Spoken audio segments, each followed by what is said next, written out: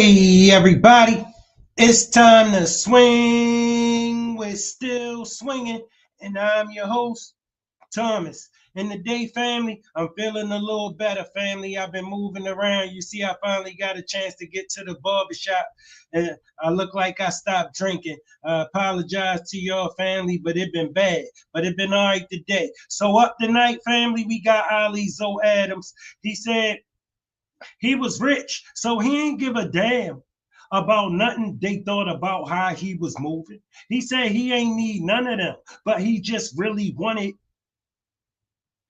some action in the business. And he wanted to be the man in Miami above all. He wanted to be the force to be reckoned with when you come to Miami. He wanted to be that dude in Miami. All right. That's all he said he ever wanted.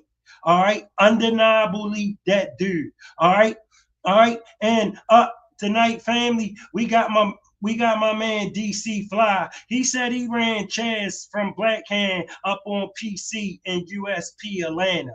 All right. And listen, this kind of a crazy spot for me. You understand where I'm coming from? Because I know some really good dudes, solid dudes out of DC, and I know some really good dudes, solid dudes out of New York. But you know what I'm saying? DC Fly said, look, check this out. I did that. I seen New York not feeling that, and DC like so. So without further ado, family, we about to get to the business. We here, me and him, man, at Cipriani's. But this dude right here, he posts up his house right in front of Cipriani's. This thing is worth $20 million, but he see 2 weeks he been here, they can't get him from around here. The people want you from around here. Who give a fuck? Fuck them, they faggots. You kiss crack his ass. Listen, the people ask. No, listen. Fabio? Who Fabio? Oh, yeah, that was a He said you throw the food out. You throw the food back out. You're ungrateful. He told me you're ungrateful. See that? You're not listening. Yeah. So just to lay down some of your credentials, then, I've told the viewers that you've been in some Diddy videos and many other videos. I'm gonna. What is it? Jim Jones is the first one I think you showed us. Let's see. Here we go. So you're in the beginning of this one, right? Oh yeah, that's my Porsche too. All right, I'm gonna play the beginning of this one for the viewers to see you in action. I'm gonna keep the sound muted, viewers, so we don't get a copyright strike. Yeah. And here we go. Whoa. That's me. That's my Porsche. Oh. Let me make it bigger. What is it?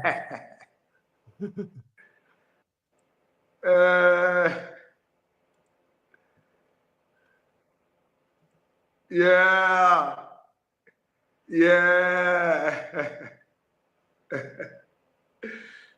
All right, so there's the beginning of that one. Yeah. We've already got 2,000 people watching live. Let me just get rid of this one for a second. I've been doing most of the talking, Ali. So can you just briefly just say hello to the viewers? And this is a chance to introduce yourself. Hey, what's going on, UK? I'm Ali Zoe Adams, Zoe Pound. I'm Haitian. I'm out of Miami. Miami is where I'm raised, and I must say, for all entertainers in America, if you want to enjoy your money, you must come to Miami. It's the #1 place to enjoy your money. When you go to Ocean Drive, all you see is G-strings, far as the eyes can see. And we're gonna get into your story before we get to the partying with Diddy and all the big names and stuff. Yeah. But just to give the viewers a little tease of what's coming, what kind of names did you party with? They party with me. Like exactly. You know, it was a little different.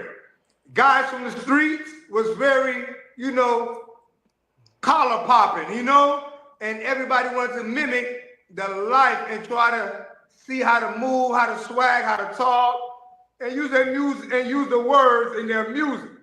So, you know, every night is like 300 people with me. So, you know, it was differential people with me every night. You know, I was making great money. I got indicted for 172 million. So, you know, that's just some money laundering. Yeah. Sean, you was acting an ass now. Stop it. You was acting an ass now. They outlawed your ass, man. Said Sean was getting it. Sean was moving the X. That motherfucker can't come back though, man. Don't bring him back. Yeah. Yeah. All right, so guys, I'm gonna go over some of Ali's backstory before we get to the party stuff. And Ali is Family, for y'all who don't know, Sean Atwood was in prison with a lot of these guys. He was moving big ecstasy, but he from Canada. agreed. You know, he can talk about some Diddy stuff, 50 Cent stuff, Jay-Z. We've got all this stuff coming up. But before we get to that, Ali, let's go back, you know, over your life history. How did it begin for you? What was it like for you growing up? I came from Haiti, 1984. We had a president called Jean-Claude Duvalier, and he was a dictator. But I wasn't the minority, and I wasn't poor. I was under his regime, and so his regime had a coup d'etat, and his regime lost power. And when they lose power, everybody that's in administration, you got to put tires over them and burn them up. So we had to leave. So we jumped on the boats, exiled to Miami. Sad to say, one boat flipped over with my auntie, flipped over with 3 cousins, 4 aunts, you know, 2 uncles, and you know, I lost family members, but I reached Miami personally for me. But, you know, it's always been a heartfelt issue. But I landed in Miami-Dade, Florida, 1980, 85, 84, 84. Man, that must have been heartbreaking to lose family members like that. Yeah, it was some good family members, cool uncles too, man. Yeah, but, you know, not just me. Many people take this trip from Haiti, Virgin Islands, Trinidad, Dominican Republic trying to go to America, and there ain't nothing but sharks out there. If that boat flip, it's over with. Sharks gonna eat you up. It's over with. Don't even try to come up. You're dead. What was it like getting established? Established as far as where? In America. Oh, I wasn't really embraced. There was a lot of immigrants, crucial issues going on, and I wasn't cool where I could say, what's up? And I wanted to be a pilot for my mother. And in school, I'm being targeted. So I'm like, I'm the show in 3rd, 4th, 5th, 6th grade where I'm fighting.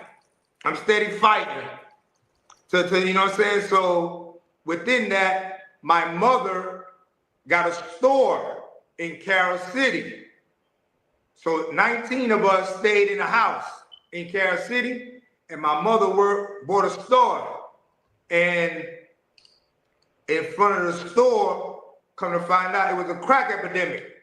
So, you know, guys was like, you can own the store if you want, but we own the front of the store. So we had to negotiate, so it became something that got immune to me to try to, you know, understand what's going on. But I fell in love with they were looking good. They were looking real sporty and flamboyant, and they were really, you know what I'm saying, coming through in some nice rides, and girls was like, hey, they wasn't saying hey to me, you know. So you know. Had you watched any movies, like gangster movies, as a young man that had an impression on you?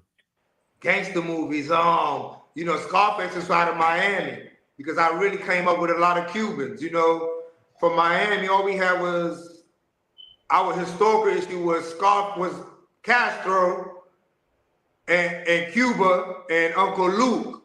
They were our, you know, some people like Atlanta got Martin Luther King, you know what I'm saying? Malcolm, you know, Alabama has Tennessee, New York got 5%ers, but for Miami it was Castro and Uncle Luke Skywalker. So it was something that I could tell mold me, you know. How realistic was Scarface? The Cubans had it, because I ended up doing, to go all the way, you know, I was selling drugs from 1985 to 2007. So the government had me in a small quad with the Ochoa brothers and the Rodriguez brothers. And Bad Boys 2 did a movie on me. They say Zoe Pound 7 times in the movie with Will Smith and Martin Lawrence. So my mother was bringing clothes to the dock, and while she bringing clothes to the dock, I uncover that, oh shoot, I see the Colombians they're doing their thing. So I embraced it, like, oh, I need to do an interception. So I started to intercept their things. You know, I lost dudes too. Dudes' hands got cut off. My man's them got burnt up. A lot of things happened behind that, but I really, it became, and like I was saying, when I ended up getting indicted, I was in a quad with Ochoa brothers and Rodriguez brothers. I'm asking, why am I here? Because they're talking crazy. They talking about, I bought a tank from Yugoslavia. I'm like, what? Ali, let me stop you real quick, because I got to explain to the viewers. So what Ali's saying is he was incarcerated with the Ochoa brothers and the heads of the Cali cartel, and the Ochoa brothers were one of the main of the 4 factions of the Medellin cartel. So these were the head guys of the Medellin and the Cali cartels. And Ali, he was so serious what he'd done, he was housed with these guys. Right. Yep. There you go. That's it there. Yeah. All right. Yep. Keep going. Keep going. Yeah, I want to make sure I'm housed with them, so I'm really trying to find out, why am I housed with these dudes? Like, these dudes are talking another kind of language over here with me. These dudes are saying, oh, you know, I just said, what I said, yeah, we buying tanks from Yugoslavia and Georgia and Czechoslovakia and rocket launchers. I'm like, what? I wasn't doing all of that. I was just a little drug dude in the city doing my thing, but family, that's how the feds be. They be talking, you be like, man, what the hell? I wasn't supplying no damn bloods. I was very impressed with what they was doing, but you know, I sincerely try to understand why we had the same prosecutor. But you know, I got to know them. I read their books. I read it. The federal government is crazy. You don't want to be in their mix. They went to Fabio Ochoa, all of them, we got close. They'd be like, here go $500, man. They drunk coffee like it was water. I'd be like, huh? I did 3 years and 7 months in a room by myself. They was across the hall, Rodriguez, but they did 5 years and change across the hall from me. So, you know, we all we had. Ali, going back to your life story then, you know, you've described, you know, coming to America, the horrors that your family went through. How did you rise up the ranks as a young man? Well, oh, gosh. Bro, they was trying to tell me I supply the bloods. Man, I supplied niggas who buy heroin. I didn't supply the fucking bloods. In Miami, There was a guy named Kenneth Booby Williams, Booby Boys. He was very well known. He had like 600 dudes around him, and he kept a equilibrium to where everybody will hold their temperature because of him. But he was in front of my mother's store. So he had a liking to me. So he would be like, hey, come with me. He would have personal talks with me and holler at me. He worked me. He told me to go work in Mississippi, Jackson, Mississippi. You know what I'm saying? He told me to go work in Pensacola, Escambion, projects. So I would cook up, he would teach me how to cook up the crack in a pot, and I could break it down to where it's $119,000 in nickel rocks and $5 pieces. So he became like a mentor to me, you know, through that 80s and 90s era, you know? What challenges confronted you during, you know, early on? Well, a lot of challenges that come around is a lot of dudes can smell if you don't know what you're doing, and if your heart ain't strong, you know? It's just like the UK. I think their heart is strong because they got to use knives. And we had guns, but they understood my heart was strong, and I always be saying, man, you not God. I don't see what the fuck you saying, man. What's up? Do this, do that, do that. So I grew up, I went through a lot of shootouts, a lot of discipline where it's like, okay, we respect it, let's do it. So everybody bring my money back, you know? What was the first shootout? Oh, man.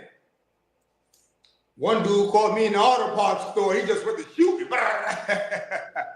But it's been a lot, you know, and that's how it is, family. You ain't gonna know you into a problem with somebody. Like nowadays, like the internet, I don't know, they different. But you know, in our era, listen, ain't you gonna find out somebody wants you out of here because somebody just tried to get rid of you. That's how you find out you had it with somebody. Give us a nice detailed shootout story. Okay. Shit, I'm leaving a dead end street, and this dude, I told him do not give this dude no more bricks. He's not gonna do right. So he kept on. So, you know, he had 60 of them. So I kept it. But I'm like, that's it. You know, his money was fucked up. So I knew he was broke. So he had no money for war. At least I thought so. But then he crept up on me. I was in Lexus. My man Joe is driving a Lexus.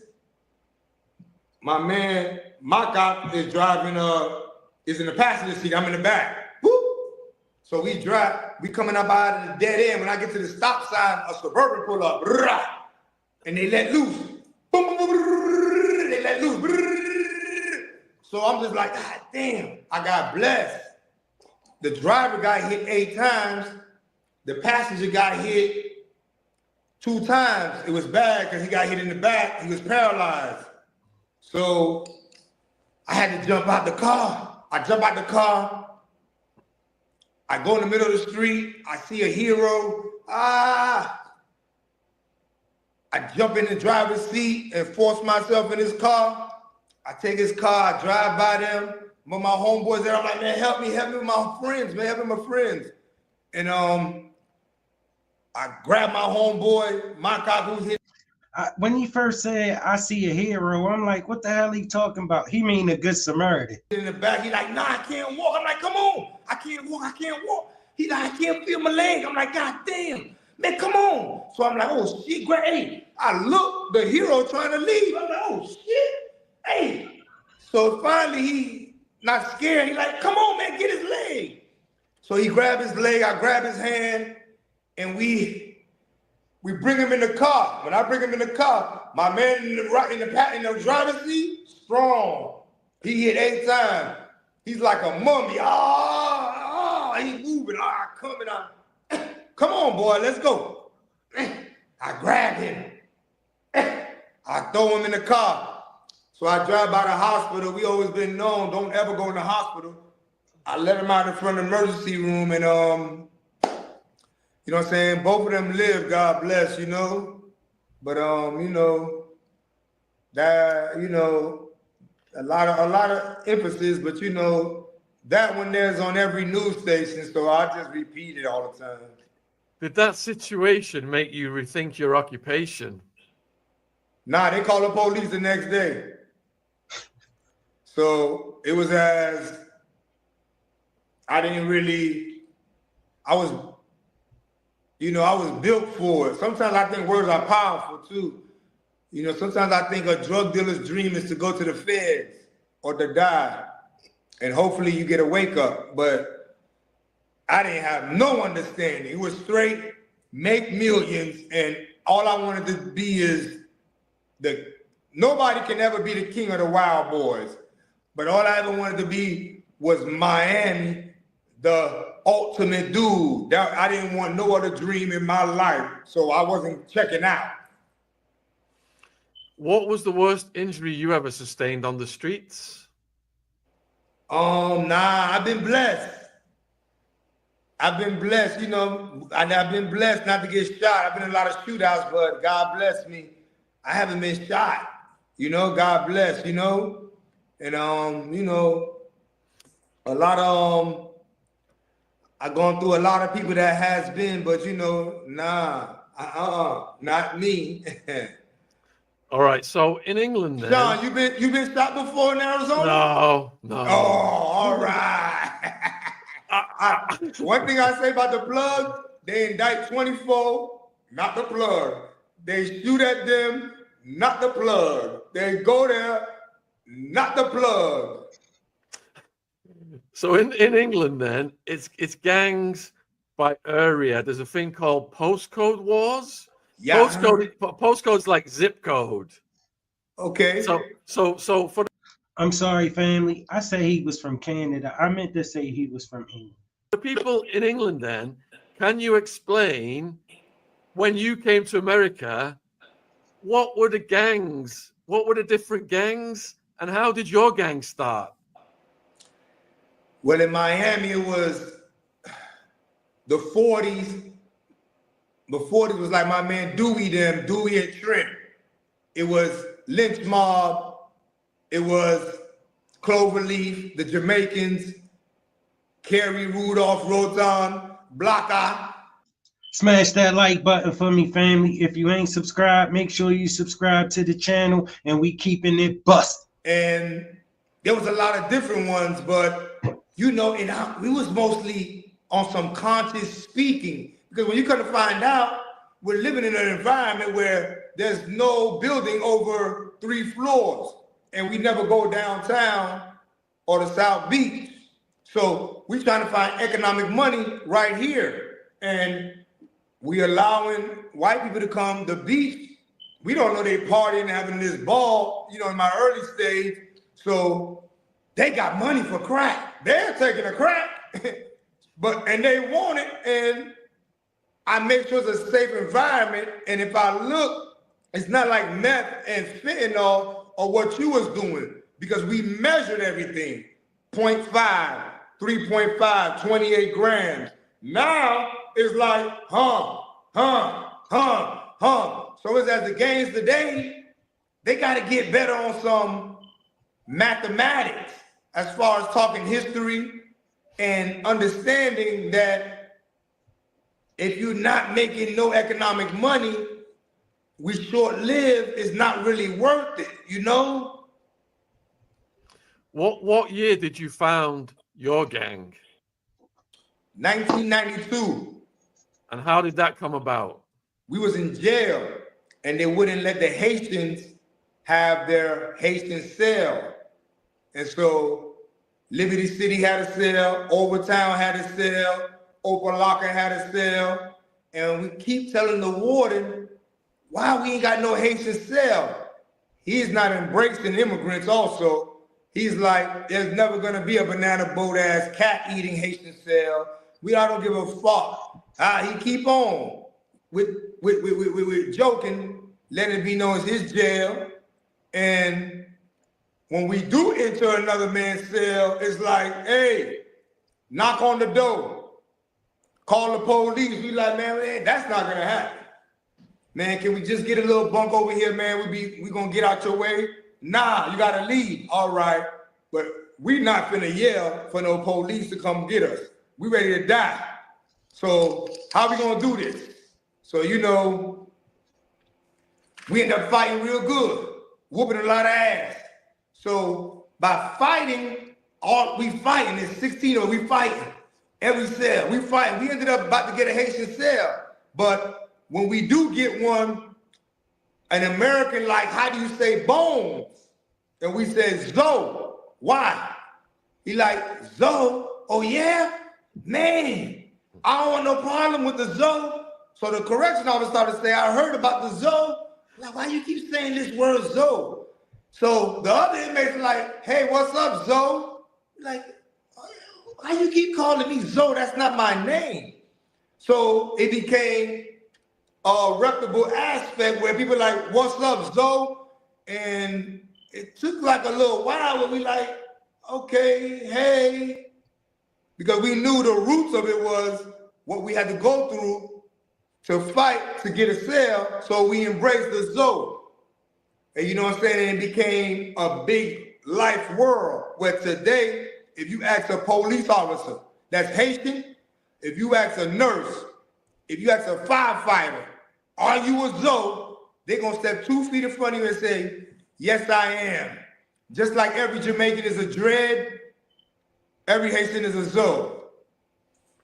Wow. How did it grow then over the years? It just became something we embraced, man. Culture. It's a culture. It's not really a game. It's not a game. It's a culture. Every Haitian. So you must, you know, look back and see how it grew and be proud of this influence you've had on the culture. Oh, definitely, definitely. We got songs tatted on my chest because I'm a Zoe. We got Boston, Haitian, that's Zoe. We got Brooklyn dudes, Zombie Zoes, New Jersey, like it passed Miami. We got them, North Carolina, Rocky Mountain, man, we Zoes here. And it's as it branched off, just like in your city. Smash that like button for me, family. If you ain't subscribed, make sure you subscribe to the channel, and we keeping it busting. But I don't want to say it as a gang aspect, Bloods and Crips, but it became something that other people can say, you know what? I can embrace that. I can understand the philosophy. And, you know, besides entering the history of Haiti, of our founding fathers, you know, Toussaint Louverture, Jean-Jacques Dessalines, you know what I'm saying, of what they did. So it became a big aspect, and then, you know, it became Zoe Pound. So as a young man, what were your earliest musical influences? There's a dude in Miami with Uncle Luke Skywalker. He's the first person out of Miami to bring a record label to the South. Uncle Luke. We got to give him that, you know? I got him right there. Uncle Luke. But, you know, he's the first person to bring it down south. You know, Jermaine Dupri, he was something big too. You know, Khaled Paul, you know, Dallas Austin. But Uncle Luke was the first one, Jay Prince. But Uncle Luke was the first one. And Uncle Luke embraced Optimist football. I was playing football. Miami, we the #1 recruit in finding a football player. Chad Johnson, you know, so he had the 40s, all these dudes, Edwin James, he played with Peyton Manning, 22 goals in his mouth, you know what I'm saying? Michael McKenzie, Omar Rowe, You know what I'm saying? All these dudes, you know, they from Miami. And the park had such a great culture. I'm talking about being young, 9, 10 years old. It was just such an embracing culture. It was so hip hop, man. It was so beautiful, man. But it'll rise to be a lot, though. You know, it'll rise to be what we talk about today. So you started to get more involved in the music industry. Yeah, I got involved when I'm at that park, as you would say, through Uncle Al. Through Uncle Al, I had a bunch of artists. Rollo Boys, Toro, God bless his dead. He was always in the music aspect. And Uncle Al and him, we would jam and put 20 speakers in the air in the middle of the block all day. All day. Ain't no, not Sunday, no. Every day, the whole 90, 91, 92, man, 88, 89, 90, 91, 92, it stopped at like 90, 96. All day, different hoods. And Uncle Al was the person that brought that to us in Miami. Yeah. So when it kicked off East Coast, West Coast, what was you thinking around that time? I think I was like, what, middle 90s? Yeah, that happened in 96. Yeah, it was a big war within them, you know. But we had somebody called Andre 3000, you know. He was a good friend of mine, but he always let it be known that the South had something to say. And it was East and West, but the South was here, and we was here to stay and to make a noise and then let it be known we from the South, and we're gonna be reckoned with it. You're gonna understand us. And today, the South got the music industry for the last 20 years and ain't trying to give it to nobody. I remember, was it the Miami Winter Music Conference for all the ravers? You remember that one? Jack the Rapper, Freaknik. Okay. Yeah, you remember? Yeah, you was in Phoenix. You gotta come down there. Jack the Rapper, How Can I Be Down with Peter Thomas? Yeah. Yeah, so, it was expanding amazing. When Tupac and Biggie came on the scene then, what were you thinking? It was exceptional, but music was kind of different back then. You know, Tupac was just selling 500,000. You know, he wasn't selling that much, you know, till when he got out of jail. All Eyes on Me did amazing, but Tupacalypse, strictly for my niggas, Thug Life, and Me Against the World was just doing 500,000.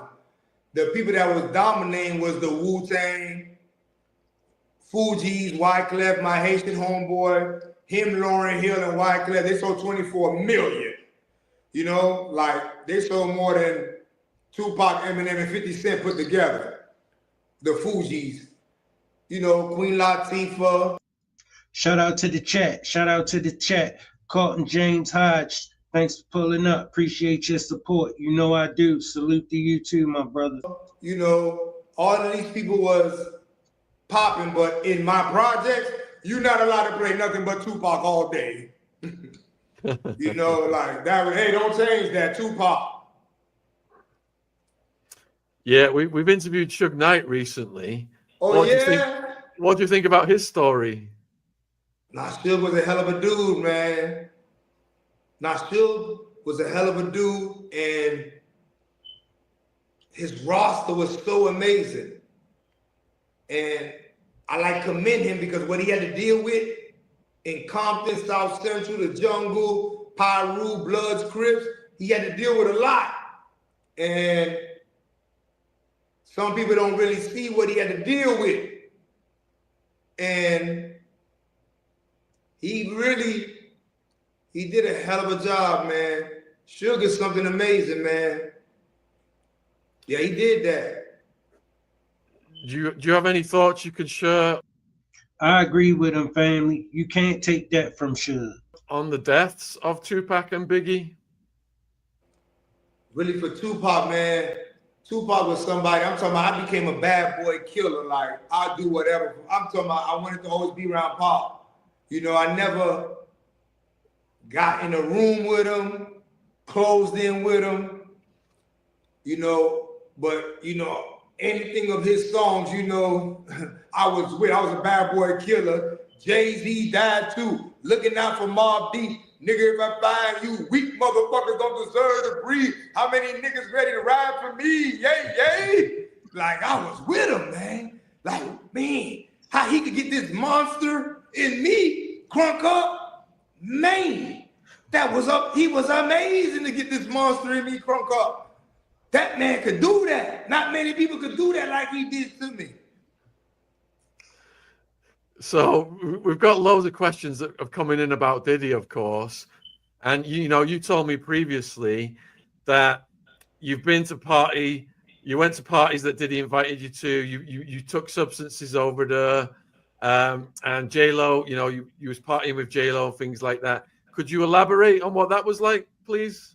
Yeah, you know, Puff really, Puff was the essential of where you wanted to be and who you wanted to be around. Puff would throw some extravagant aspect where Kid Rock came, God bless his dead, Prince would come, Denzel Washington would come. You know what I'm saying? He would bring some of the most elite people and then bring street people like me around to be around them.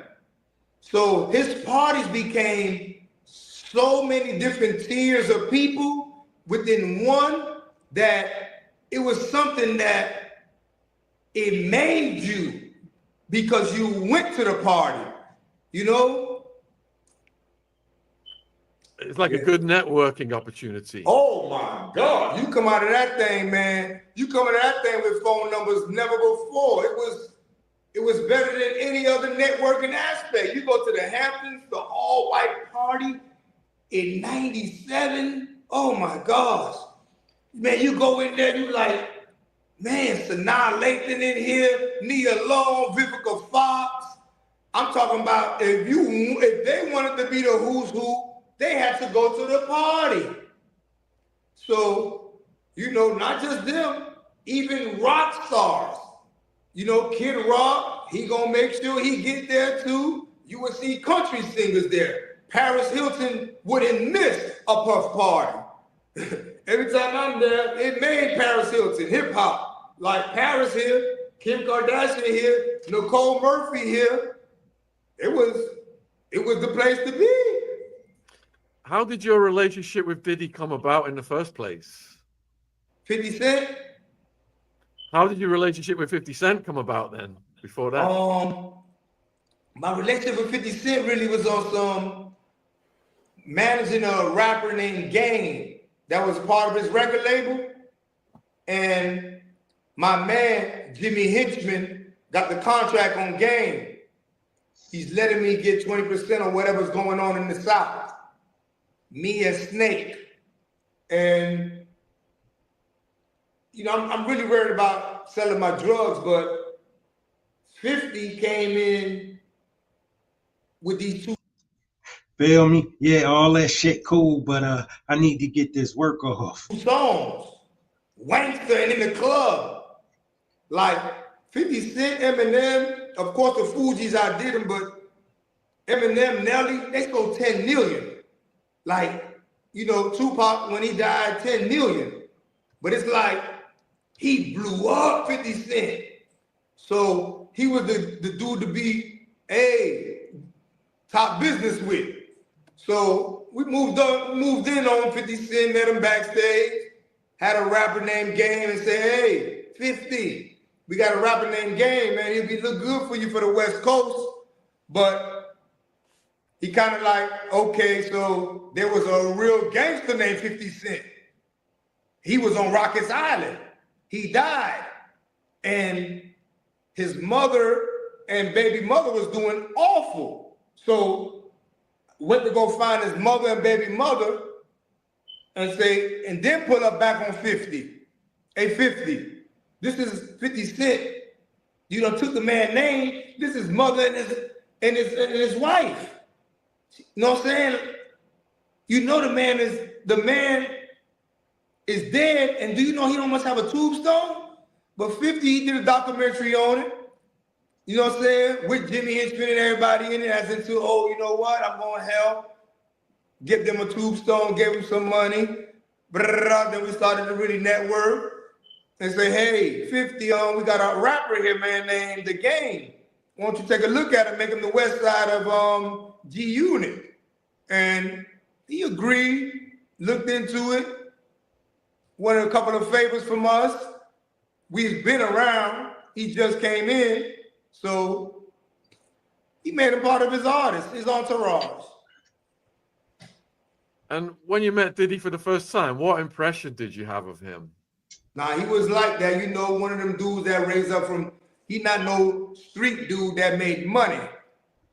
It's two different kind of dudes I be saying. It's a jailbird and a street dude. He was mostly a jailbird. And within his jailbird aspect, you know, he got a nice size from Queens.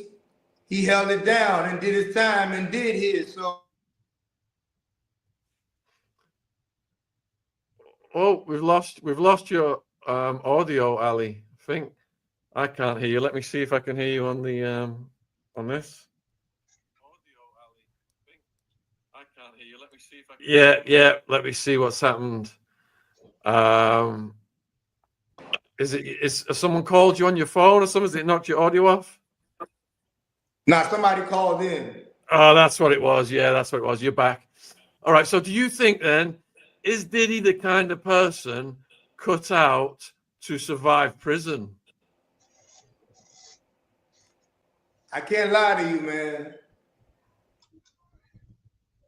Prison is a big ghetto. Diddy gonna be a star in prison like he a star in the ghetto. All right. The toughest niggas around, you know what they gonna tell you? Diddy with me. That's what they gonna tell you. Diddy gonna be just fine. They can beg him for something. When you got money, somebody gonna clean your boots. Somebody gonna clean your cell. Somebody gonna go ahead and have your towel wait for you. Somebody gonna stand in front of your door. Now, do you want to live as into paying people's face? Is a different question than survival. That man got money. He's around a bunch of poor people, man. Hell yeah, he rich. Man, they're gonna be begging for that money. All right, you've just served almost 20 years. So you know all about the prison politics. Yeah. In America. And every state's got kind of different politics. So where Diddy is housed presently, wouldn't he have a jacket for the nature of his crimes? Wouldn't that work against him? Now that can work against you as far as somebody moving in to get a check. But when you in prison,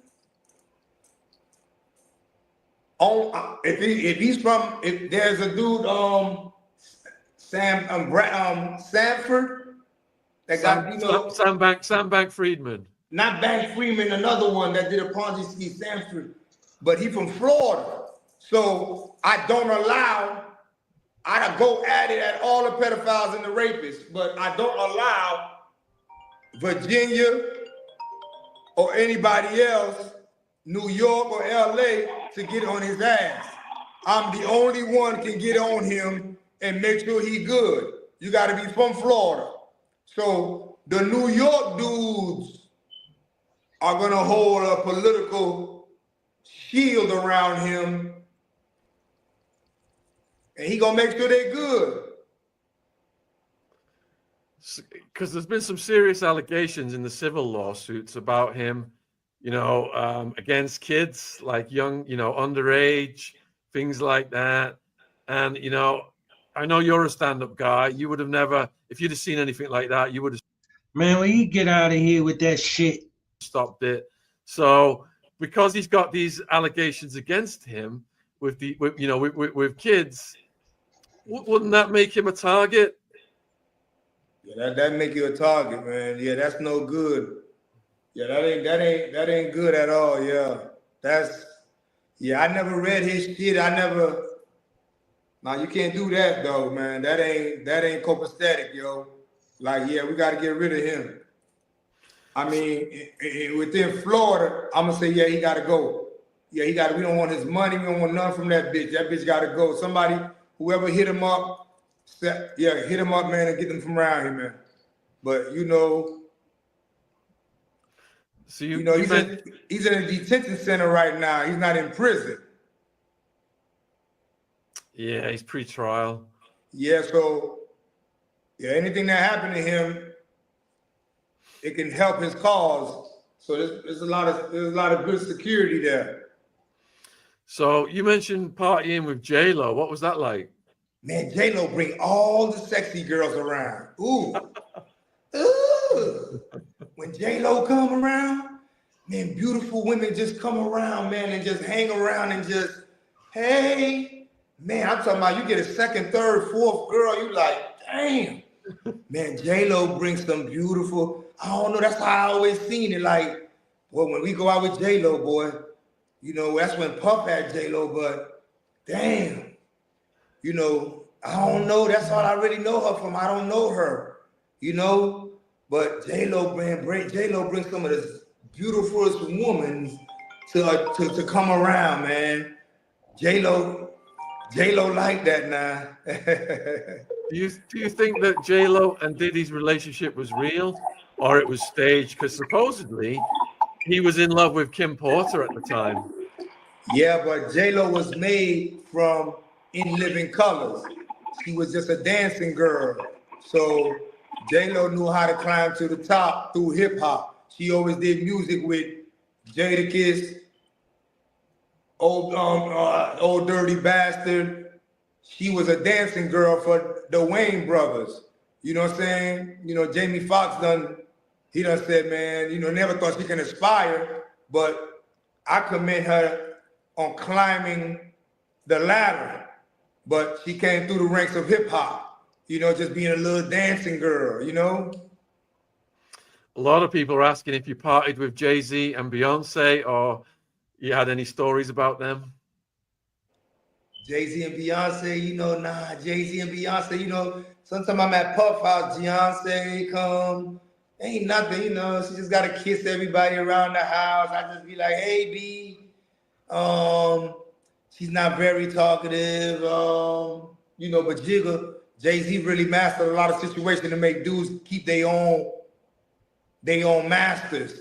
He always talk to you and be like, hey, man, business-wise, how he can uplift you or help you out with a song. You know, when we party together a lot of times, but, you know, Jay-Z, you know, he been around a long time, and man, that man is controlling the halftime show of the Super Bowl. So his power and his aristocratic level is something that is needed today to move forward. I really don't, you know, I see other people's genres, you know, Scooter Bum, Country Garth Brooks and all these people that's leading they genre, you know what I'm saying? But it's like, I applaud Jay-Z today, man. I truly do, though. I do. Do you think any of these big names, you know, including the ones we talked about, or people like Leonardo DiCaprio, are worried about Diddy being in jail and the freak-offs, and possibly there's like videos that have been recorded that were secret that they didn't know were getting recorded, and things could come out in the future? See, I don't know that side of Puff. I'm somebody, I might just bring something for him, drugs, but I always want to be genuine. I don't be with none of that. I don't know what's going on, but I want to be at the party though. And these dudes like Leonardo, like you say, Leonardo DiCaprio and all of them want to be there also. So there's a lot of quietness going on right now that I really don't understand. So I'm just out of jail and I'm just really watching because the level was so amazing that I'm still trying to figure out. That's why I got to read the legal papers when I get time. But freak off. I'm trying to understand how the hell ABC, CNN, how you use this word freak off. You can't use freak off. At night, the moon hit is freak off time. All the Guns N' Roses, everybody's on freak. The Beatles, everybody's on, man. I'm troubled by it, but I'm listening, but I'm troubled by it, but I'd be like, whoa, Cassie, that's dead wrong. But you gave her $30 million. And if she signed, she accepted the apology. So I'd be saying, did Cassie really get her money? And I'd be like, she got her money? Oh, okay. But I try to understand the word freak off. Like, what does that mean? What does it mean though? Hassan? Apparently it was something that Diddy and them used. That's what they called the parties. The after parties, was it? I don't know about them things there. Yeah, those I'm Haitian. No good. We don't. Yeah, I don't support. No, I don't know what them people do after that. You know, I never had no problem with them in jail. I'd be like, two men together is like two hyenas. The culture was always. I never understood it. I don't know why Obama passed this shit. Like them people, they act crazy. They act retarded. I'd be like, what the fuck wrong with you? But, you know, I don't know how CNN and ABC can use this word freak off, but you know, So you got a question from Jerome, and Jerome is asking if you'd ever heard anything about Diddy's sexuality. Yeah, we used to say shiny suit. You remember that? You used to say that, Sean, right? Shiny what? Shiny suit. No, I never heard of it. Never heard of it. He used to wear shiny suits in the video. So we say, man, you got on these shiny suits?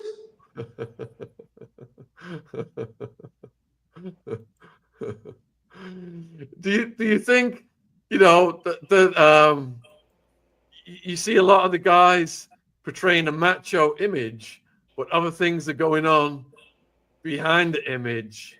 Do you think the public was misled a bit by some of these guys?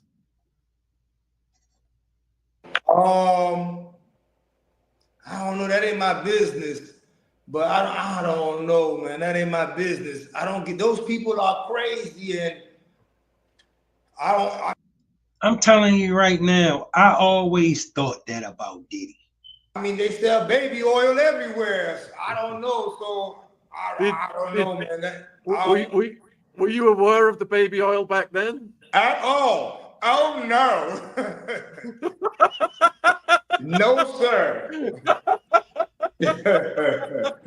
Nah, that's some wild shit. You didn't see the bottles laying around? That's them other rooms. You know, I don't know them rooms. I'm in the back with the ladies. I'll be the beautiful ladies. Yeah. So there was a situation in a nightclub, and we've interviewed a lady, a very brave lady, very strong, powerful speaker called Natania Rubin. And she was in the nightclub the night J-Lo and Diddy and Shine came in, and she's claiming that J-Lo allegedly smuggled the gun in, and she's claiming that Diddy shot her in the face. Did you ever hear anything about that story? I read that before, and I heard a lot of things about it. That circle of people, somebody in that circle, that lady can't be crazy. Somebody in that circle shot her. You know, people like that got to get compensated, but you know, I don't know who did that, what happened, but if she got shot in the face, she's not crazy. And she know who the fuck was in that circle. Now, there's an issue again with money. If 5 of us, I done been locked up with 4 people. And you know this, Sean, money dictate a lot of issues.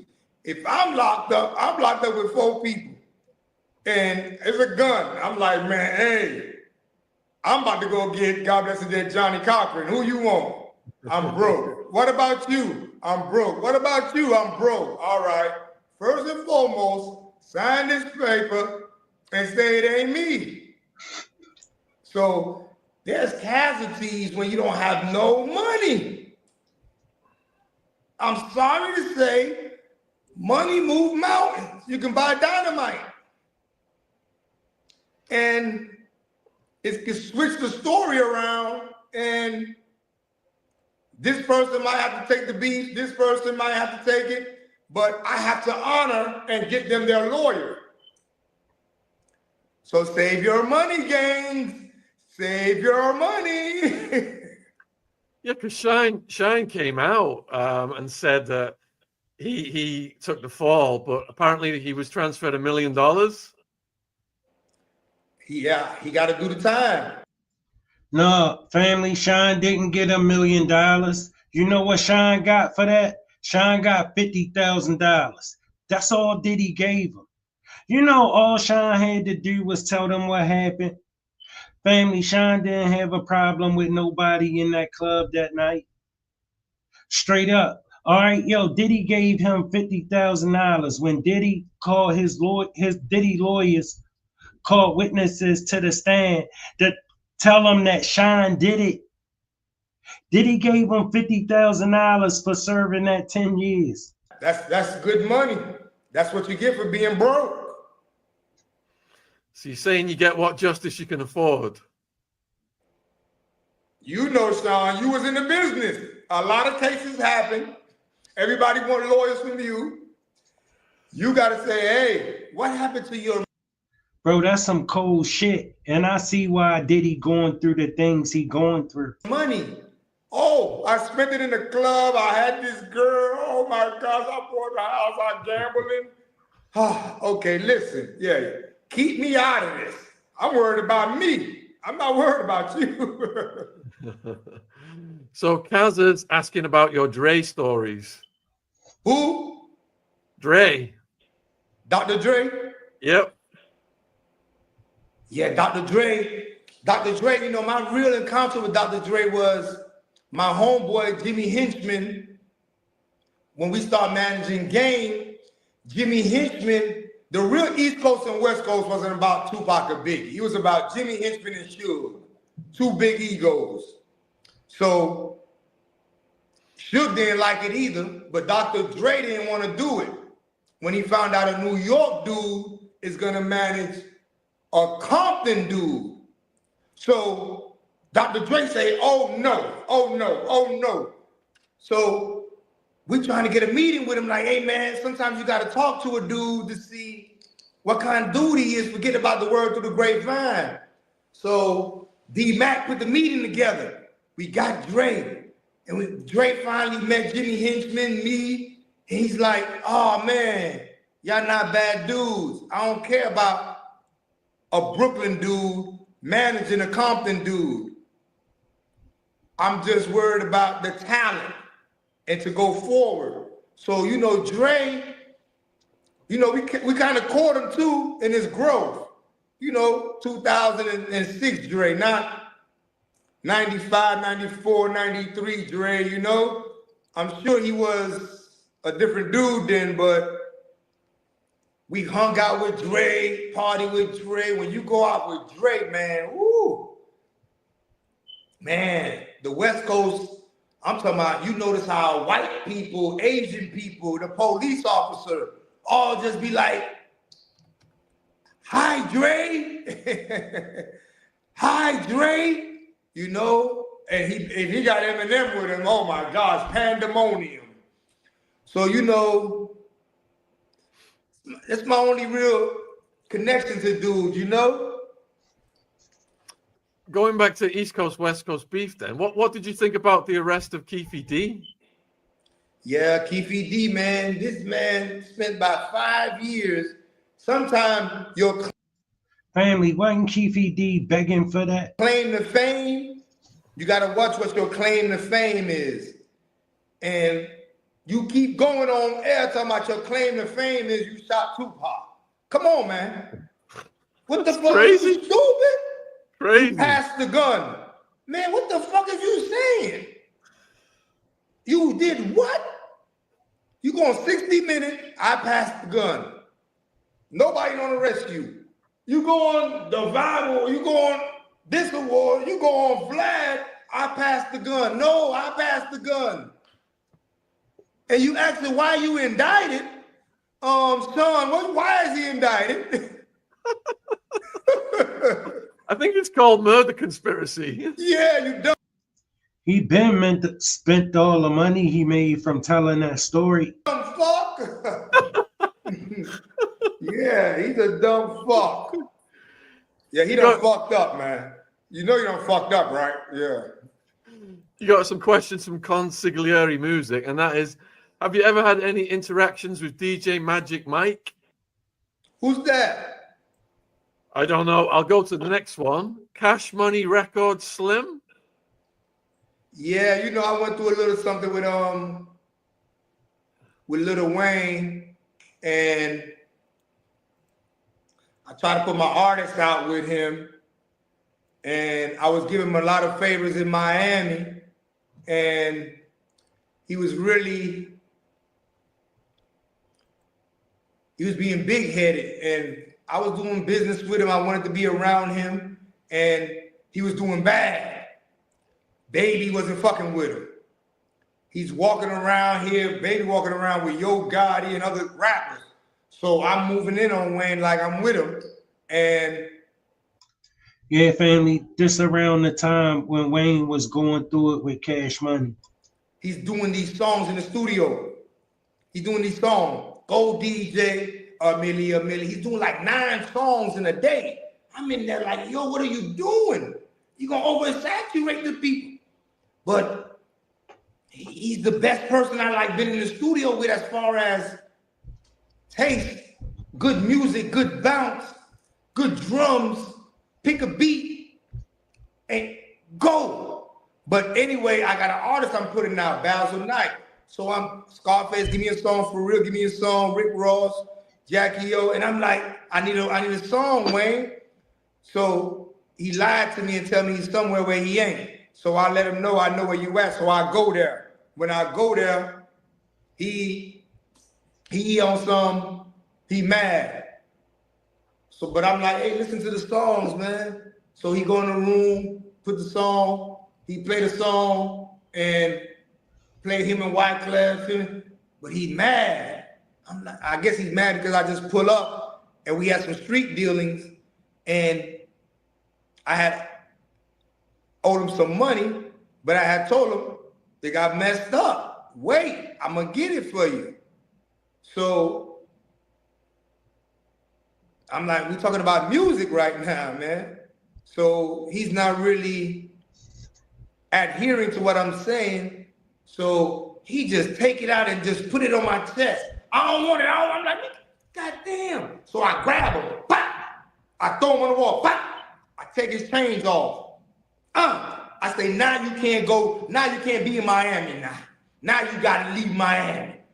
So three of his homeboys about to get up. So my homeboy next to me, he fumbled with the gun. So I'm like, hey, I dropped. I'm like, hey. So he pulled a gun out on him. Back up, back up. So I come up out the studio with her and everything. I leave. So I make a bunch of flyers. Man, Cash Money got to leave Miami, man, or show Miami love. So my man from Cincinnati, Alex Garrett, he like, man, he at the Portofino Yacht Club. So I go there. I put gas on his Phantom Rolls Royce, and I burn it up. So it burned up, oof. So now my phone is ringing. Everybody, I'm like, man, but it was, you know, it was like bad business, but I didn't give a fuck. I got $7 million here. I got $9 million here. I got $22 million in Haiti. I got spots. I got every week coming. 1.7. I don't really give a fuck about nothing. I think I can I think I can go to the White House. I'm trying to get in. I feel like my mind, my ego is big because I'm rich. I got 74 cars. I got 2 Dairy Queens, 2 Subway, coin laundry. So I'm really on some. Everybody in the streets is like, fuck Wayne. They want to come close to me, close to the money. You understand that, Sean? They want to come close to that money. Like, how can I get some of that money up out of Sean? That nigga got all the ecstasy, baby. If I can get that money up out of Sean, boy, I know he'll just give me 10 grand. That shit ain't nothing for him. So, you know, and I'm doing that for so many people, and they promoting me. But Jimmy Hinchman step in, DJ Khaled step in, they kind of talked to me. Zo, chill. So we went, got on DJ Khaled radio, and you know, he made a song for me. We taking over the remix. Bailey, smash that like button for me. If you ain't subscribed, make sure you subscribe to the channel. And we keeping it busted. You can listen to it. We taking over a remix. He say, I squashed my beef with Zoe. It's a bakery. It's time to make dough. So, you know, that relationship really never got back as it was, but it just became a hip-hop fable story. They're loving you in the chat, man. They're saying you're one of the most charismatic storytellers. Oh, yeah. What them comments, boy? Them motherfuckers, boy, have you tiptoeing, boy. Them big day. The next question from a viewer: can you address the rapper Gunplay, who recently responded to you mentioning his name? Yeah. Everything that he do, 100 comments, is a bunch of young dudes coming after him. I can't do nothing. They gonna do it. They got him. They say, man, just chill. We got him. The next question is, did you have any dealings with any of Diddy's bodyguards? And if so, which ones? You know, Uncle Paulie was real cool. The dude Gene, you know, that dude Gene. Gene Deal. Yeah, Gene Deal was like, he was never no street dude or corporate dude. He was a state trooper. But, you know, sometimes that don't matter because he got heart. You know, he was a bodyguard, but, you know, I might be around, you know, he slapped the shit out of bitch. Bah! Shut up. He was, he got hard for a state trooper. That motherfucker didn't see no street motherfucker. And it might be 2 shootouts with dudes. Gina be like, I'll walk you to the car. That's what I know him for. Like, I know him for that. As far as him, you know what I'm saying that he was in the business, he never was in the mix like that. Like, you know, he sit outside for 5-6 hours, you know, but you know, he don't come my way at all, you know. You show him a gun, hey man, I'm over 21 years old. You good? So we had a good understanding. And he just be like, I like you. I'm like, all right, yeah. I don't like you. So we had an initial issue. We never had an issue though, but man, you know what I'm saying? Shit is what it is, though, you know? So you saw Gene Deal in action and he had heart. Yeah, him, Uncle Paulie. You know, my man Wolf, he wasn't really no bodyguard. He was a street dude, but he would play the move away, you know, move away. You know, I would do that too, man, for Puff, Naomi when they could come through, you know, but, you know, it was, you know what I'm saying? It is what it is, man. So Kobe wants to know, is the rapper Rick Ross a real street dude? Nah, man. Rick Ross can say, I'm from Carol City. He's from Carol City. And you know, I might have 800 kilos, so I'm doing my thing. Not anybody can come approach me. And on my block, I got like 115 dudes just standing, but he could come pull up. I don't know if it's for him, if it's patch up money, but I never looked at him, you know, but he could come pull up. But, you know, I'm from Carol City. Booby been locked up since 98. That's my Carol City. Like, that's cool, but he's been gone. I wasn't sharing that shit with nobody. Like, I'm running this shit here. You get out of state prison, you get out of jail from FSP, from Rayford prison, my wild dudes, you come to me.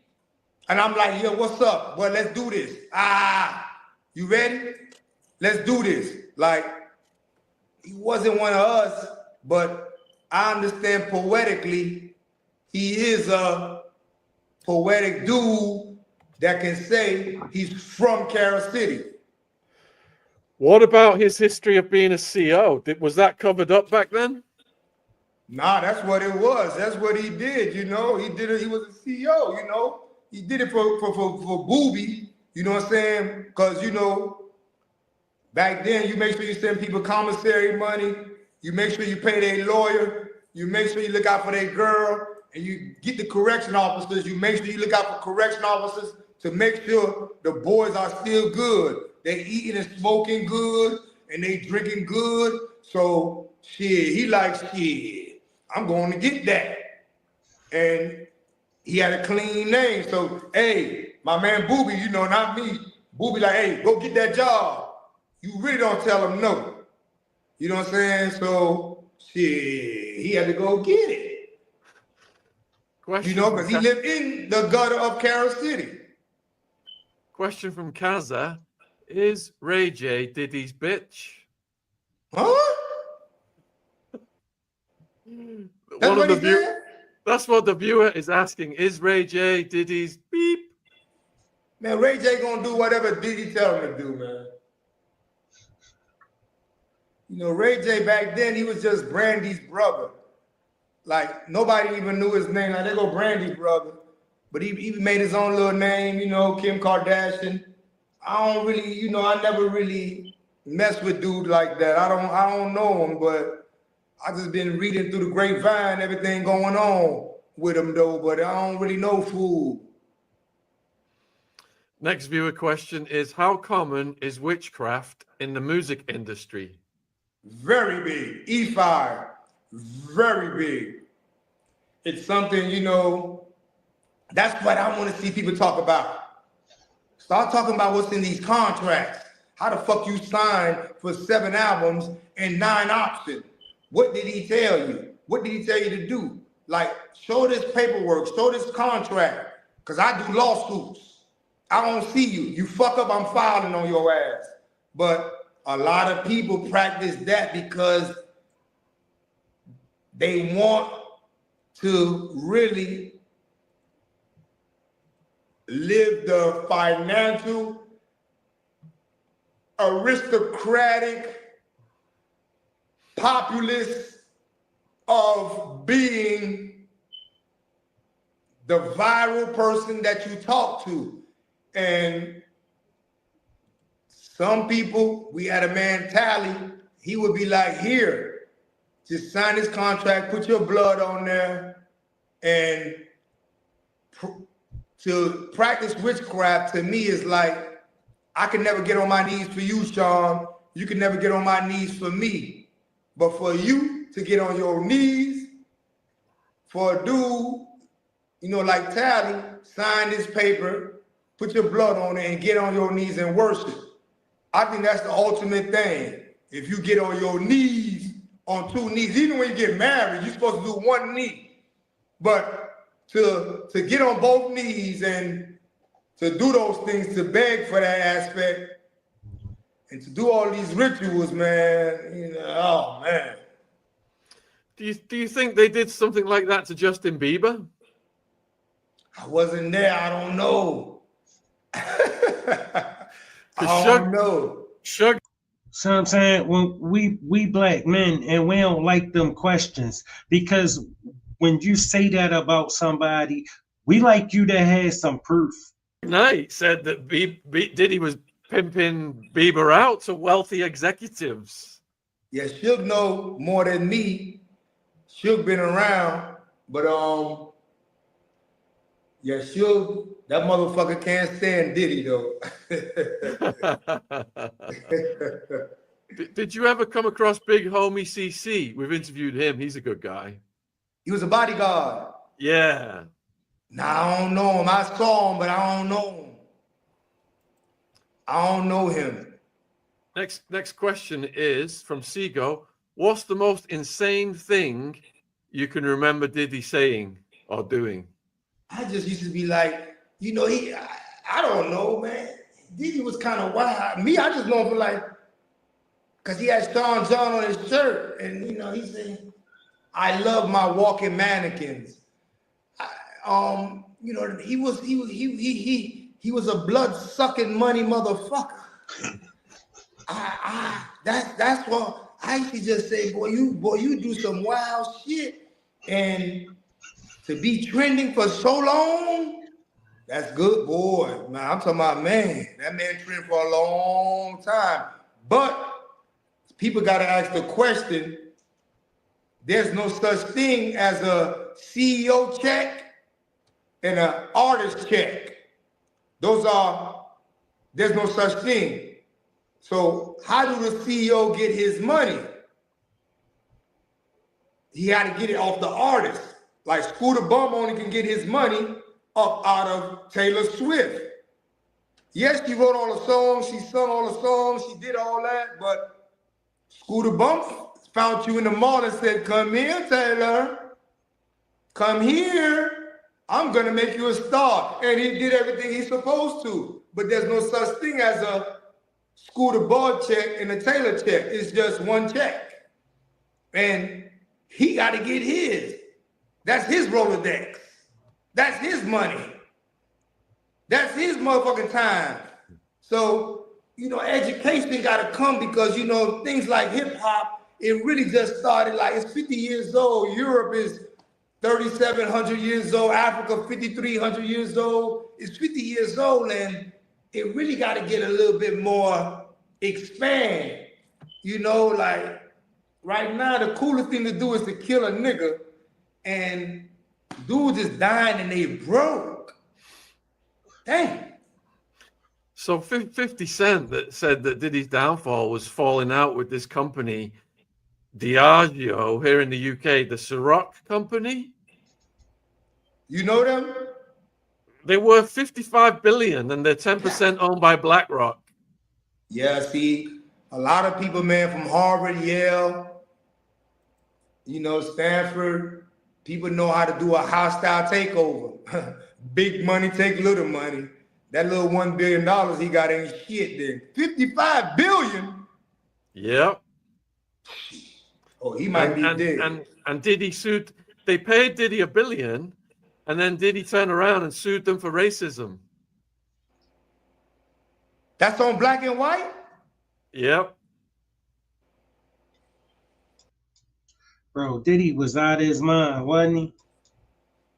Dang. And 50 Cent said that was his downfall because he was in the club, or he thought he was in the club, and they put him in his place. Dang. Yeah. Dang. That's sad though. I mean, I don't know. 55 billion. I give you $1 billion for your likeness. That means somebody just gave you $1 billion because your name Diddy, and then you turn around and sue me for racism. 55 billion British pounds, which is what, about 70 billion US dollars? Why would he sue them? Why can't he just do good business with them? He wanted more rights and he wanted more money, and yeah. Yeah, you don't, all that, you don't really go about it that way, man. You gotta, you can't, I don't like that word racism, man. That's a stupid statement. Like, I'm not in the business to tell a white man don't like his skin. I tried that shit don't work. I mean, I would have been offended too. I just gave you $1 billion, and that's what you think you're gonna call me and mess up my brain. He still like his skin. So you can't be that educated and be going at nobody in that aspect because he's like, yo, I looked out for you. That's what you gonna say? Because you can't have your way like a girl. All right. And you sign a contract, bro, honor it. some motherfucker don't want to be associated with that shit. Ain't nobody alive, motherfucker, man. Damn. Yeah, 50 Cent said Diddy got too big for his boots when it came to dealing with this liquor company. I could agree with that, yeah. You're getting asked if you ever met any UK rappers. Man, they need to holler at me. They need to get at me, man. I be talking to Reese from Commentary. That's my man. I be fucking with them boys out of Manchester, Birmingham. Them boys, yeah, I be fucking with Tone. I be fucking with them, yeah, but I need them to send me some music. zopoundchip@gmail.com. Zopoundchip. Go to my TikTok. Ali Zo Adam 305. Ali Zo Adam TikTok 305. Send me some music. I'm about to do something big with a record label and put music out because we got to expand, you know what I'm saying? We need to share music together, man, you know what I'm saying? And play a lot of, you know what I'm saying, cultural aspects, you know? We hip-hop. Them boys over there hip-hop, man. Oh, yeah. HC is asking about Lil Wayne and Birdman contract, how Wayne couldn't leave. Yeah, I read that one. When he finally got out, it's always about percentage within it. He gave Baby another 51%, and Wayne got 49%, and unbeknownst, he found Drake and Nicki and... All right, family, smash that like button for me. Y'all see I'm struggle streaming. I appreciate y'all help. Y'all know I do. Fucked up again. So, total control is on Baby. So, no matter what he say, don't fucking matter. Like, yeah, nah, I'm only gonna do what I want to do. So why do that? Like, you know, I don't know. So Lisa wants to know, would you say that street life... Oh, we've lost him. We'll get him back. I think his phone's run out of charge or something. Thank you for all the questions, folks. Shout out everybody. Shout out everybody. Look, if you ain't subscribed, make sure you subscribe to the channel, and we keeping it busting. So Adam, my mentor has always been Don King. Don King has always been my mentor because of the path that he took. Knowing, I know a lot of, really so much about him because I see myself within him. Don doesn't have no talent. You know what I'm saying? He can't play the guitar, he can't shoot the ball, he can't bump. You know what I'm saying? He don't have no talent. His talent is this. His talent is to think. So it's like, wow. I watched him. Don been locked up 38 times. On his 22nd time, he shot 2 people coming into his number's house. And Don, you know, he raised up with his mom. You know, they selling pies, calling it lucky numbers. Don got into the number system in Cleveland, big Cleveland. When Don got into it, man, Don had the respect and the notoriety of La Costa Nostra, the Gambino, the Lacheese family, the Bonanno family. He had their interests. They wanted to deal with a man like Don King. The Gambino family had him first option. When he said a number, when he said the Dolphins and New England, give Dolphins 5, give Dolphins -5. All right, Dolphin gonna win. Whatever he said, it was making billions back then. I don't know how much billions today, but billions back then off of Don King. Don only got this here, but Don, you know, on the 38th time that he got locked up, he pistol whooped a dude to death, saying, "Give me my money. Give me my money. Where my money? Where my money? Because he's running a number house, so he going through a lot of things. He pistol whooped Sam Garrett to death. 6'5". He died on the scene. He had so much power, the police came, he said, y'all know me? They say, Don, you might have fucked up on this one. He said he owed me money. He slipped. They wrote it down. But anyway, Don go through it. He get a life sentence.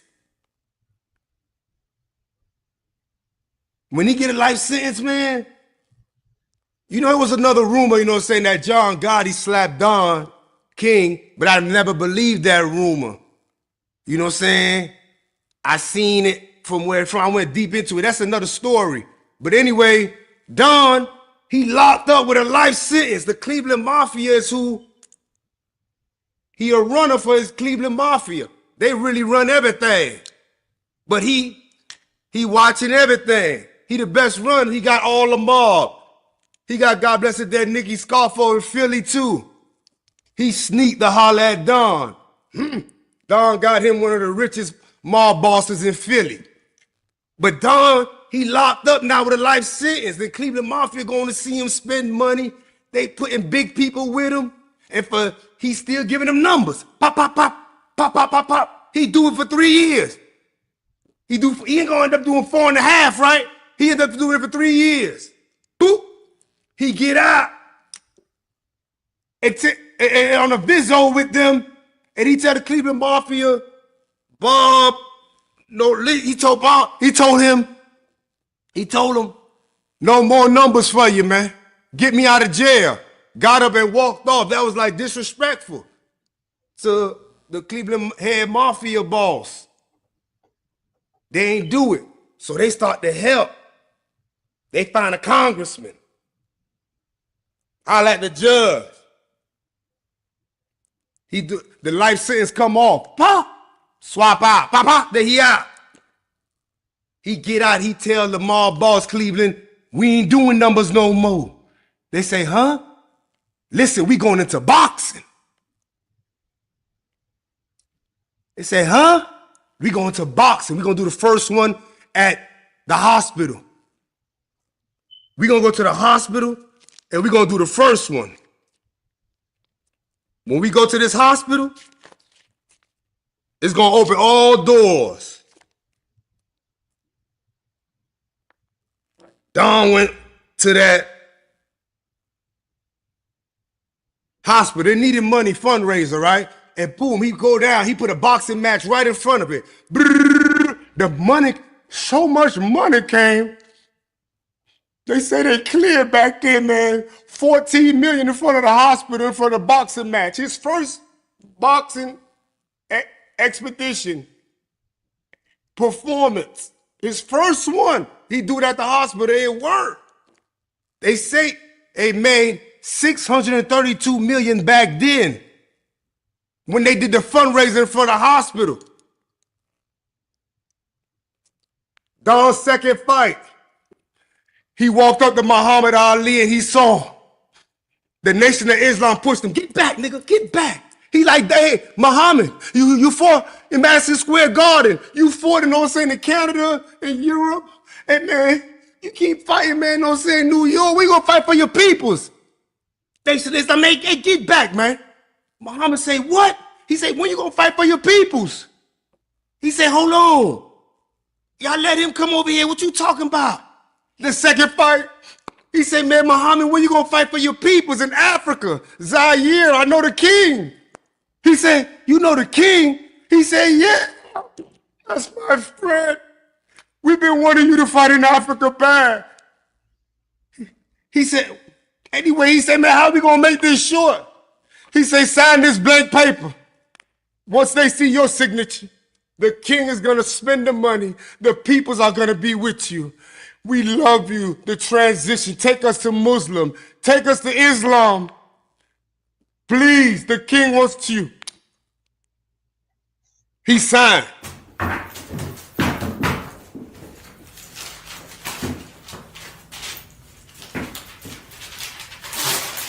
Said, huh? Go to Africa. He went to the Republic of Zaire. Don't even know this man. He went there and he told him, Don told him, I'm gonna make you bigger than Mubarak, Nelson Mandela, Gaddafi. I'm finna make you the biggest man in this 53 nation, man, called Africa. And guess why? He said, why? He said, I'm gonna call it Rumble in the Jungle.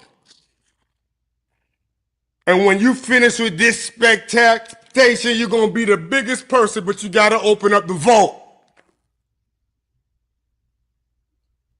He said, the vault? Yeah. He looked at the signature. He said, brilliant. Take him to the vault. He just grabbed about 800,000. He went to go find George Foreman. Man, a good WBC commentary man said, Don told me, I'm going to show you the power of putting your hands around a nigga. He found George Foreman and put his hands around him. Pop! And walked with him. George automatically said, Africa? Dang. I can't deny that. I ain't want to fight him, man. But Africa? I'm going to sign them 3 blank papers. He did. He went to go find Barry Gordy at Motown. He showed Barry all the signatures. They said, oh, I just need you, Barry Gordy. Second fight out of prison after an elbow. Ain't must do nothing. He said,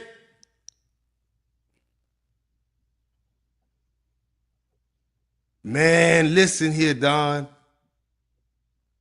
I'm going to give you Ron Isley, Diana Ross. I'm going to give you your man, Lottie Price, man. I hear that's not good, but it's beef with. He said, I'm going to give you James Brown, Stevie Wonder. He say, man, he say, look, I got an authority of the CEO. All them people I said, you don't need none one of them signatures. All my signature, Barry Gordy, is the only signature you need. Africa and Zaire? This is it? You gonna bring the great Islam? Don said, yes. While he's stamping the paper, Pop and hand all the artists. He called each artist said, Barry say, I'm gonna go, except for James Brown. James Brown say, suck, I want my 100,000 now. I don't give a damn about Africa. He the only one James Brown said, I ain't got no sympathy. I got bills. got paid, sad to say at the end of the day, right? But all the artists performing was, it was a great thing. It had to go down. It went down. Muhammad did it. It was Rumble in the Jungle. It was amazing. He's put a spectacular up. He said, I just need you to do one thing, Muhammad. He said, what? Huh? You say that out your mouth. He said, what's this? The mic was there. He said, Don King is the best promoter in the world.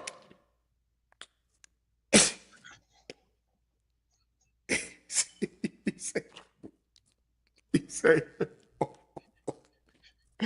it's on. It's on. The mob had took the money, man. The mob, Don ain't play with that money at all. The mob took all the money. He ain't had no stronghold. He wasn't mobbing with the right people.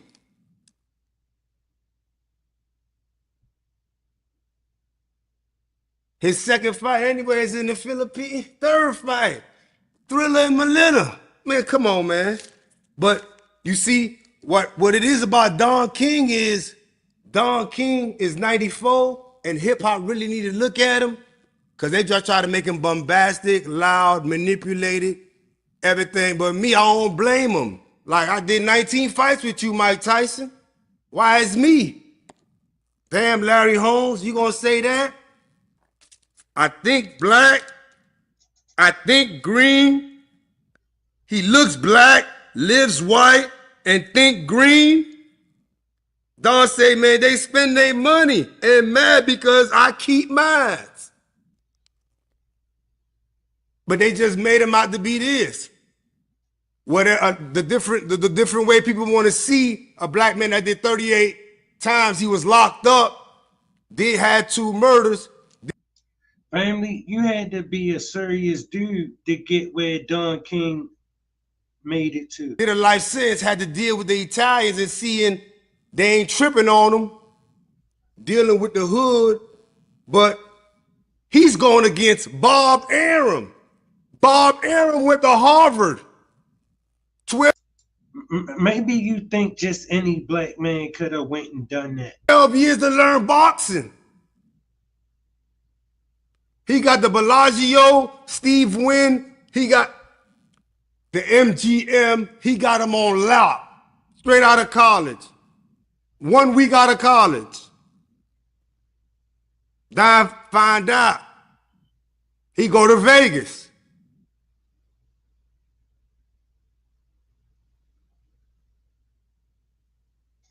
They say Bob Arum walked up to him because he did Rumble in the Jungle.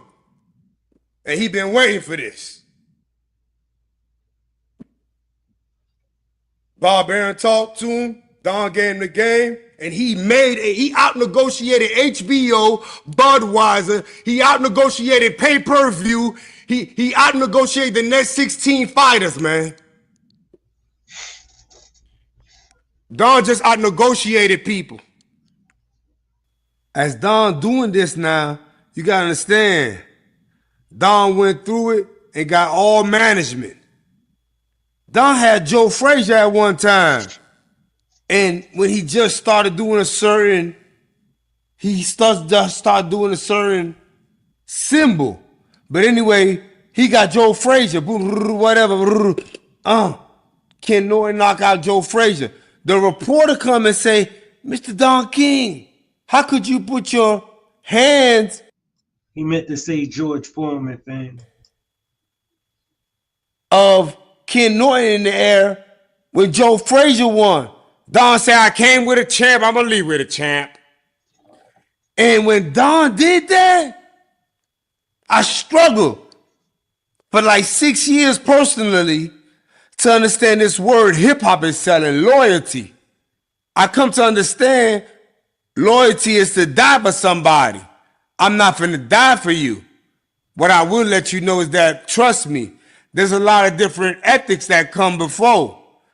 Devotion is my first one. Yo, if you live to get 51 years old in life should have taught you, don't go giving nobody your loyalty. First base, go to second base. We coming home. Just chill. I'm gonna tell you when to go. Just chill. The chessboard show you how many players you need. But I try to understand in every which way, why? Why would Don King go about it in a certain way?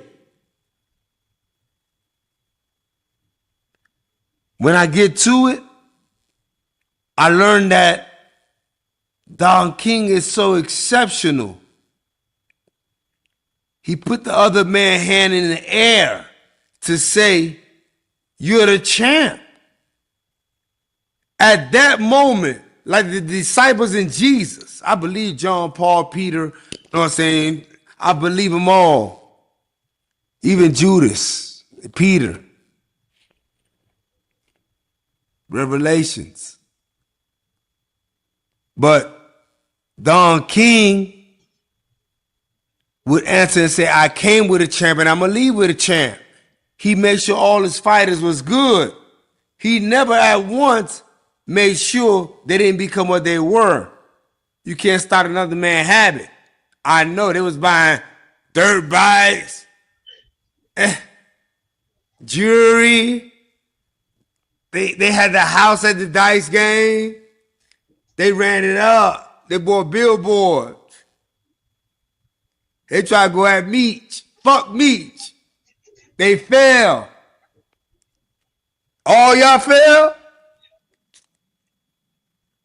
I'm watching. As I'm watching, I'm truly understanding that loyalty is not a real word. I'm not going to die for you. No more. Today, 2025. I'm not going to show you. I did that.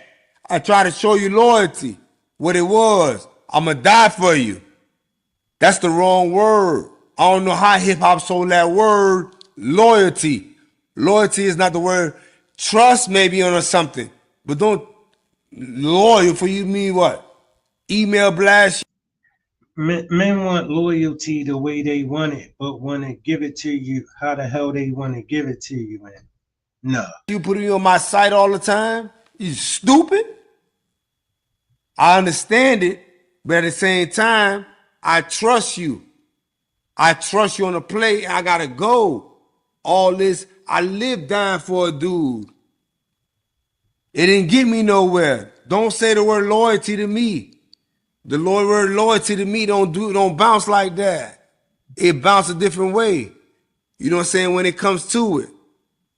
I take it a little extreme, the word loyalty. So I don't say it. I don't even must say it. When you say it, I say the same speech. I don't believe you'll die for me.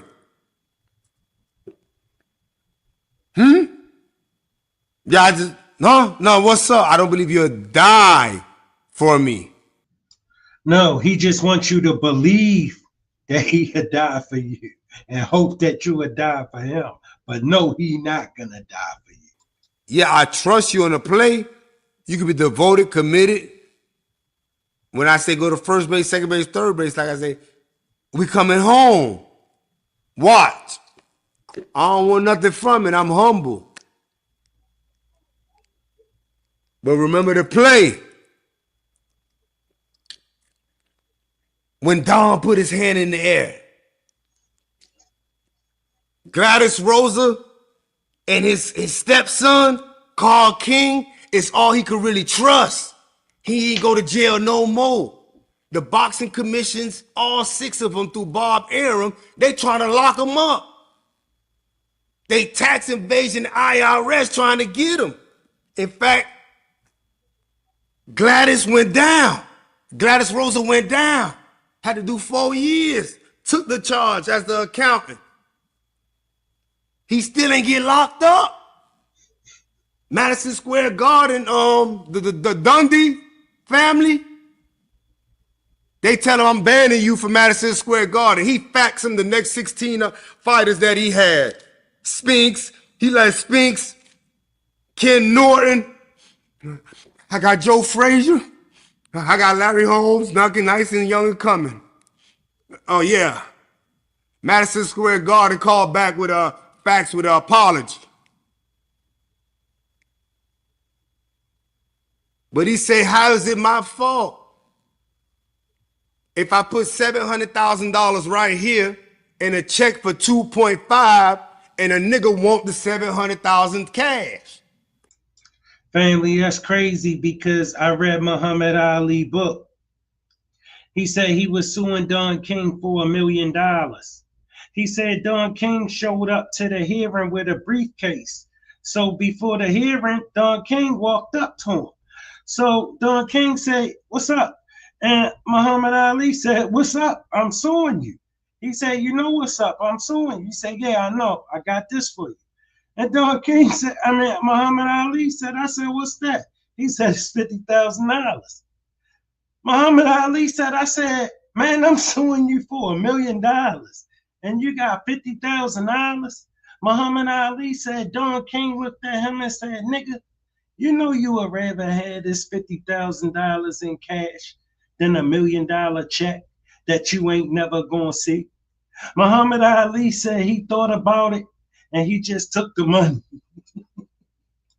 He won't go to the bank around the corner. And I chill with Mike. One-on-one, we go to amateur fights. Mike dealing with strippers. When I'm around, I keep my pistol. Back then, I thought I had a license to shoot. I got damn near 60 attempted murder. I shoot. Bah! My money right. Everybody taking cases for me. I'm up. I'm rich. I'm playing whatever the life is called. I'm using the monster in me on some other shit. I'm with Don King, Mike Tyson, Mike, we in the car in the back of the Maybach, and he kicked Don in the face. Pop! And hit him. Pop! Don said, get the fuck out my car. All three of us. Made Jimmy, me and Jimmy, ain't that, but before that, he make a comment. I got 2 documented murders now. I got 2 different and another documented murder. We got out the car to Maybach, Mike Tyson go to running. We got out, Jimmy on probation, FBI. He like, nigga, come on, we gotta cross the street.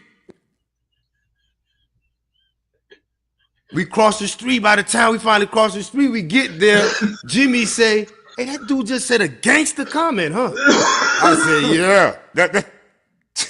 That's what that sound like. Man, let's go there. I look at what Don say.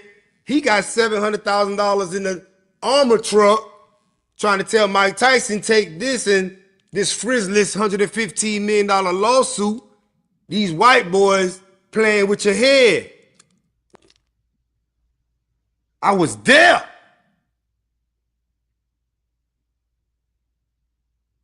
He managed Michael Jackson tour. He managed the Michael Jackson tour. But he about to make a spectacular out of Mike. They say Gorbachev, the president of the Soviet Union, Colin Powell. When I holler at Mike, he be Gorbachev, Colin Powell. Yeah, I think the President Bush Sr. is coming to get into my fight. He said, yeah. Those people don't go to Mayweather fight. Dang.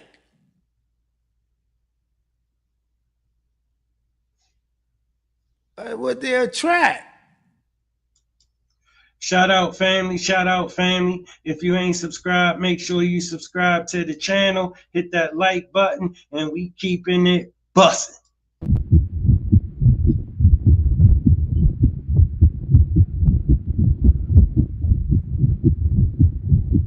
What's good? It's Chaz, the CNC Commander-Chief, Blackhand Entertainment.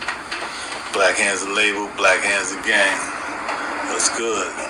Thing I heard, he was on the street say he was big like Suge Knight in New York. But some of his homies was saying, man, who the dude fly to check Chaz in? I checked him in. Y'all don't like it? Come see me. They said the dude Chaz was on American Gangsters with BT and Lil Melvin and them. You know, because I say Lil Melvin in Atlanta, man, bros. And so they say when Chaz was on, people saying, how Chaz got on American Gangsters and fly checked him in Atlanta and made him go to another jump? How's he a gangster? In a video published on the DC Black's YouTube channel, December 22nd, 2024, convicted rapist. Family, get right. I don't agree with this dude. This just where I located the video, okay? Keith Gaffney, also known as Khalif Mujahid and or Fly or DC Fly, would make a strong claim about Chaz Williams, a former bank robber and founder of the Blackhand Entertainment, a record label and management company. DC Fly or Fly would claim that he checked Chaz into the hole or protective custody in a federal penitentiary located in Atlanta, stating that he told Chaz and a fellow New Yorker to lock up or face death by morning time. I go around there and turn Jerry. I said, we gotta go again, man. We gotta go one more time. He said, I ain't fighting no more, Fly. You whip me. I can't whip you. That's it, man. I said, well, you and Chaz gotta go in, man. Y'all got to go. So, I said, if y'all in here in the morning, man, don't put that knife in. So I told Jerry and Chaz, I said, y'all got to go, and if y'all still here in the morning, I'm going to kill you. I said, we don't kill you, man. So they packed up and went in the hole. So they up there on PC. So our homie Tim Thomas, the Bureau of Free Minds with us, wrote me a letter and asked me could his co-defendant come out. He still got the letter. I said, Jerry could come out, but Chaz can't come out. I said, Chaz come out, I'm going to kill him. This admission would send New York into a frenzy, prompting everyone from fellow New Yorkers and associates of Chaz Williams and the Black Hand to his former head of security, Gene Dale, to speak out on his behalf and call cap on the alleged penitentiary rapist, Keith Gaffney's claims. These guys from D.C. beat this dude down and fucked him up like dude said.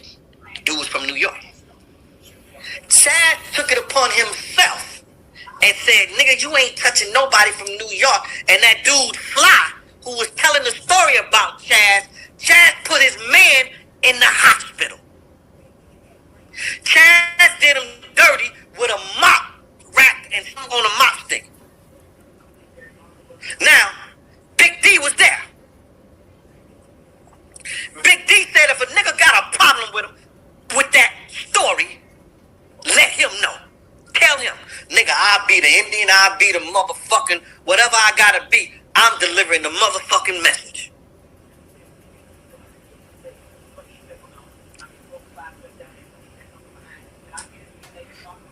Chaz Williams whooped Fly man's ass, put him in the hospital.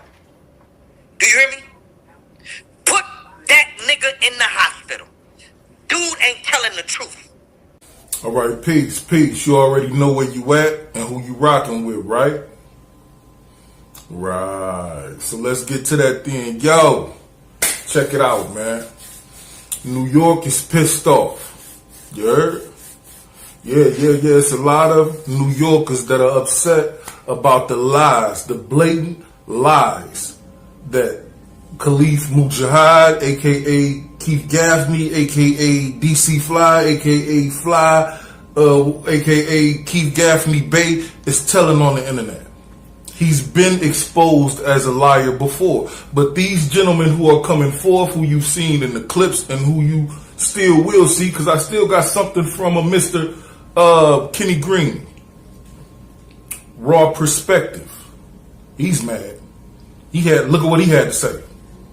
We talking about Chaz Williams and his reputation, his character against DC Fly and his character. And we know DC Fly, like those boys, you know what I mean? In the prison system, he had a boyfriend. Outside, he had a boyfriend. And people are trying to overlook who he really is. Yeah, he say Keith like them boys. You know what I'm saying? He like them boys. They know he like the boys in and. He ain't say nothing about no boys, man. He said he ran the nigga on the pigeon coop.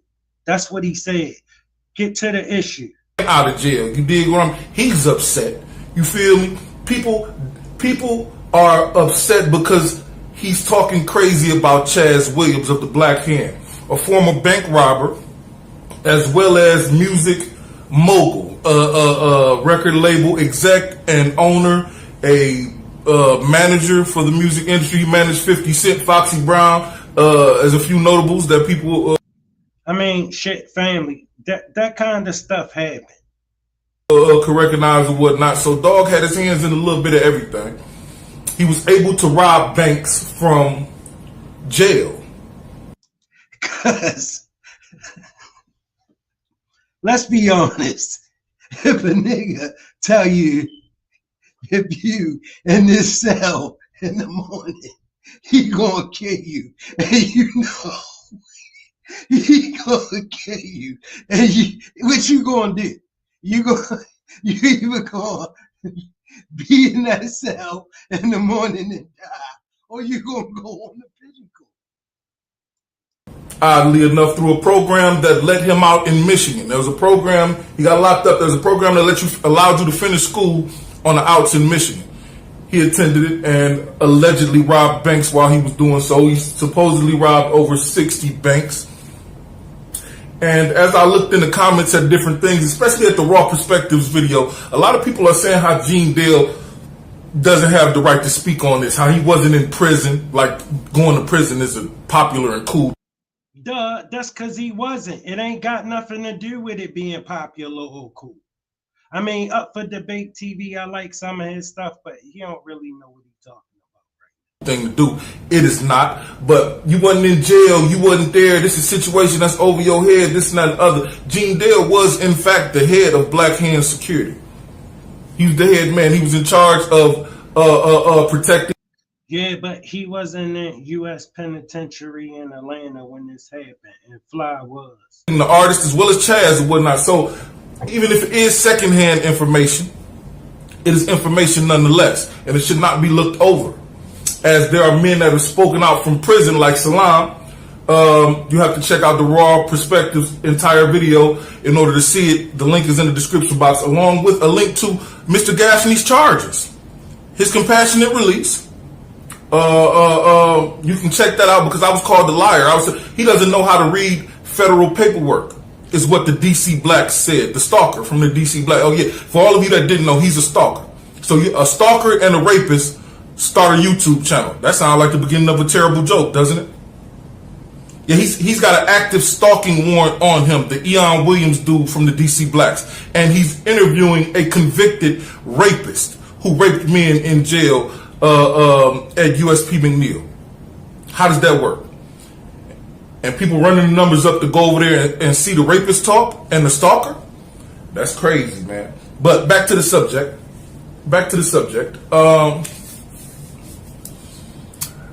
Gaffney told a story a while back before the Chaz thing blew up in his face about Wayne Perry and Tony Fortune, and Wayne supposedly sticking a gun in Tony Fortune's mouth and this and that and the other. That has been exposed to be a lie as well by Tony Fortune's people. Family, like I ain't really get much into this interview because I wanted, you know, I like to get into it with y'all, but the more I ain't liking this, you feel me? Because he got, to me, it seemed like he got a natural bias and he just taking a side. And I don't know why he's so feeling it so much. He don't got nothing to do with it. WP's people. As a matter of fact, here's what Wayne Perry thinks about Eon. So disappointed in this boy Eon, man, because he a snake. He just want to do anything for money. And he a little $2 dude, you know what I mean? He'd do anything for $300-400. And then he's been sneaking behind my back doing stuff with this cracker chef. No, I don't like him, don't mess with him or nothing, but he been doing stuff with this dude. Yeah, a little $2 dude that'll do anything to make a buck. Don't it sound like what he doing on this channel? Putting fly up there telling lies? Manufacturing stories in order to generate wealth? Generate a couple of dollars here and there because he doesn't have any means. I mean, you know, he's a bum. You know, that's my personal opinion. That's the way I feel, but he's a bum, man. You know, I got paperwork on him as well. You know what I'm saying? The Eon cat. You feel me? But that's neither here nor there. He told a lie about Chaz. Or what? No, man, I ain't even gonna have my DC folks thinking I'm promoting you. That's right. I can't support that family. He clearly got bias. And look, as always, it don't take much to be nice.